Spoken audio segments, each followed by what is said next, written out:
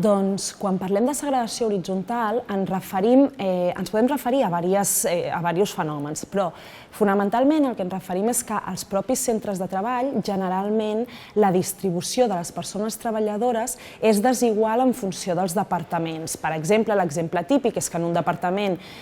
d'informàtica hi pot haver una important masculinització de la plantilla, en canvi en departaments com per exemple pot ser el d'administració o el de comptabilitat, doncs hi pot haver una feminització important. Això d'entrada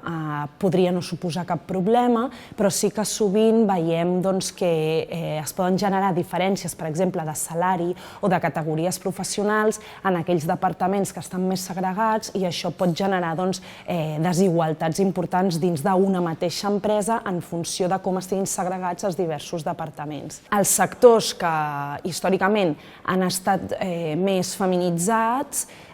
sempre han acostumat a tenir unes condicions laborals menys favorables o més precaritzades, entre d'altres coses també perquè tenen menys prestigi professional, és a dir, se'ls dona menys valor dins de la societat. Llavors, per exemple, sectors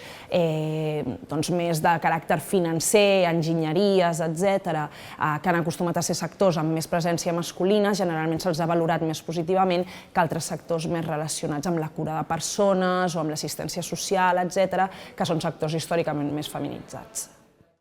Avui en dia, gràcies a les normatives en matèria d'igualtat, les empreses han de complir amb la igualtat salarial dins de les seves pròpies organitzacions, de manera que les persones que dins d'una organització tenen la mateixa categoria professional i fan feines de similars funcions acostumen a cobrar el mateix salari i potser ja no es dona tant aquesta diferència salarial en funció de si ets home o ets dona, que potser fa uns anys era més comuna. Per tant,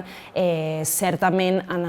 la bretxa salarial la trobem definida per aquestes feines que tenen menys prestigi professional i que, per tant, també sovint tenen, per exemple, convenis col·lectius de pitjor qualitat o ni tan sols tenen un conveni col·lectiu que la reguli, de manera que acaben estant regulades pel salari mínim interprofessional, que és el que fa que es donin aquestes bretxes salarials importants i que acaba determinant aquesta feminització de la pobresa. Actualment, arrel de les diverses normatives en matèria d'igualtat que s'han aprovat en els darrers anys, si una persona, o concretament una dona, considera que, degut a la seva condició de dona,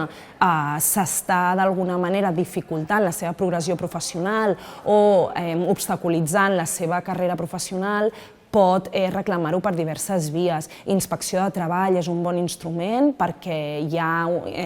persones a la inspecció de treball formades específicament en discriminacions per raó de gènere i, per tant, és un bon instrument de cara a denunciar aquest tipus de situacions, però també, per exemple, es poden posar demandes en l'àmbit judicial, en la jurisdicció social, denunciant aquestes situacions de discriminació, perquè al final,